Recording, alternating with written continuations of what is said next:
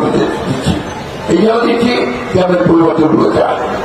তাই বন্ধুরা, আজকে আপনাদের এখানে আসার আমার কারণ একটাই, যে নির্বাচনটা পালিয়ে যাওয়ার পরে আমি আর আপনাদের এখানে এসে মিটিং করতে পারি, তো ঠিক মহিলা চাষাই হবে, ঠিক না? আর এই নির্বাচনের জন্য আপনাদেরকে তৈরি হতে হবে। আমরা স্বাধীনতা পেয়েছি, কিন্তু স্বাধীনতাকে রক্ষা করতে হবে। এমন কিছু করবো না যাতে করে আমাদের স্বাধীনতা হাতছাড়া হয়ে যায়। আওয়ামী লীগ যা করেছে সেখানে আমরা করবো না। আমরা জমি দখল করবো না, আমরা মানুষের ঘর দখল করবো না, আমরা অন্যায় অত্যাচার করবো না, আমরা কারোর কাছে চাঁদাবাজি করবো না। ঠিক আছে?